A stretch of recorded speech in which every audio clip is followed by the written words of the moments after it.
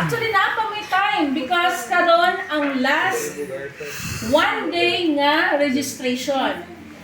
So, apas karon nga one day registration. Ano pa man, last? Na karon ang last day. Sige. Go, Ben! 20. Like, like 20. Go, boy. Molik 20. Kami count. Kami count. Count? Count.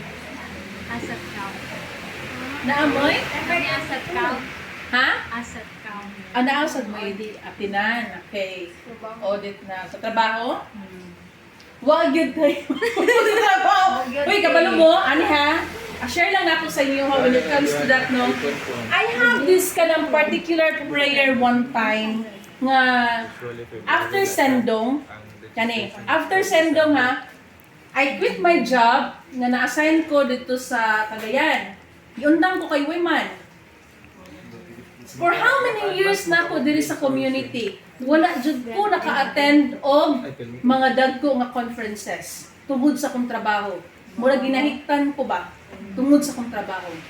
So, kay nakaundang man ko atong sendong, and while waiting makapangita og trabaho, mga the next year, 2013, 2012 no? 2011 man ang sendong, di ba? 2012, I prayed to the Lord, especially during household, mo din akong particular prayer that the Lord will give me a workplace nga makasabot and hopefully ang akong maamo is Couples for Christ. Nga makasabot kaayo nga hopefully kung unaay mga conferences, makaadto ko. Maka-absent ko sa trabaho. Nana, kaya ako pag mingon kang trabaho, mag-diligent ko pag sa trabaho when it comes to attendance. So, hadlok ko ng absences. Hadlok ko na. Kung mo-absent man ganun ko, dapat importante dyan kayo nga nung absent ko. No? So, indeed, after 3 months, sendong is December. Naundang ko December 28. So, ulit ko og iligan, January, February, March, attend ko household ana. And akong prayer na gid kana ra gyud nga unta matagaan ko workplace nga mo allow sa kuha nga maka-attend ko og mga conferences sa Singles for Trans. Indeed, gitagaan ko. Pero allowance na ako ato sa una good for 6 months, 100 per day. Grabe, no? Sa mandog, yapong kasal. Naana. Mo, kuan pa yun, okay dyan sa katanan. Pa-CA pa ka. CA ang 100. No, yun ana. So, di-grab yapon ako ang opportunity. Hantod, naabdan ko, di ba since 2012, niundang ko sa kong trabaho 2022. So, for that 10 years nga nagtrabaho ko dito, mao po daghan kay kog naagian na pud nga mga conferences. Ga-attend jud ko conferences and even until now, mao gyud na ako ang gina-pray ra gyud nga bisan pa nagtrabaho na ko online. I always kanang mananghi jud ko nga mo-attend jud ko. Mo-attend jud ko og conference. Why? Because all the conferences nga ako ang nagian dili parehas og topic. Lain-lain jud og kanang lain og hugot ba ang conference. Muna nga kung naay regional conference, naatay international conference, grab the chance. Woo, let's go, Icon. Because that is also one of the ways nga tagaan ka ni Lord og kanabitang kung say hugot mo sa mong kinabuhi ron, giyahan ka niya. Mo na itubag niya din sa imuha.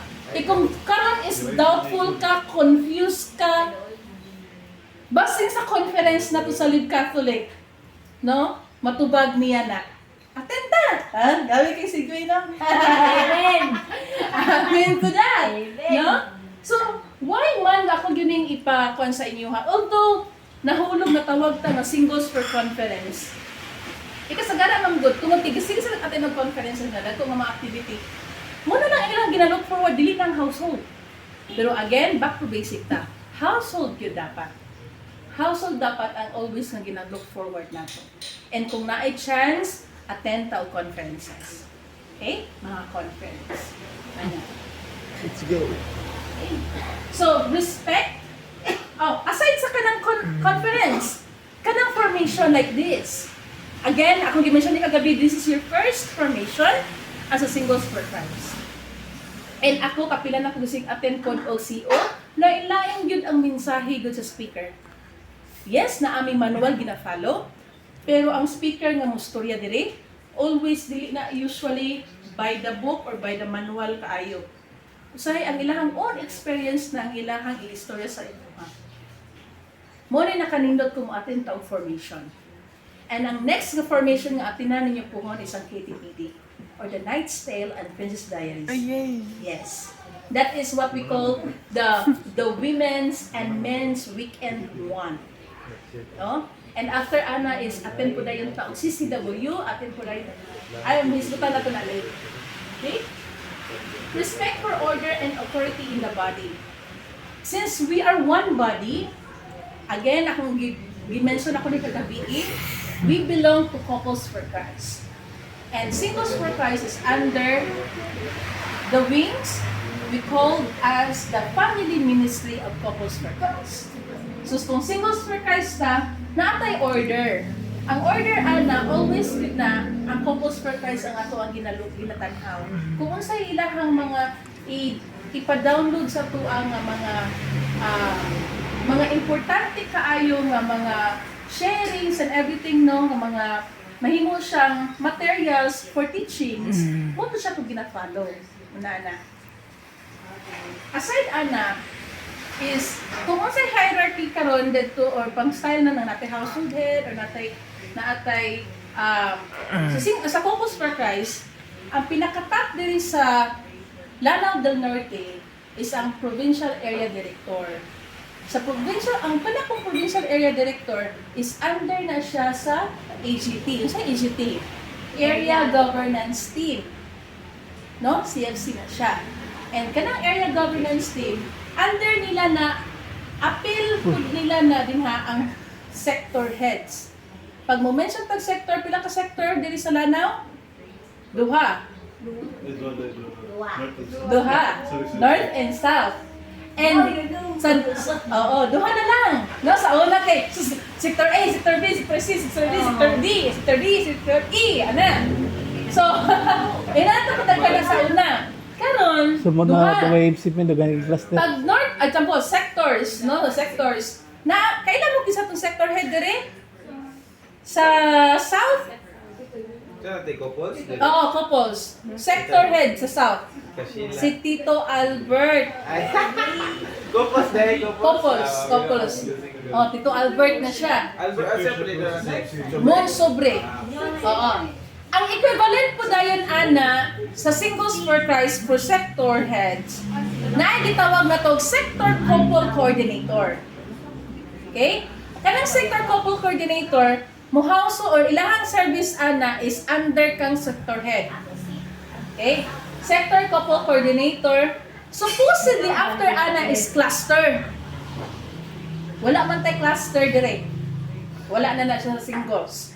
So diretso siya sa chapter. Oo. Kailan pa mo kinsa to ang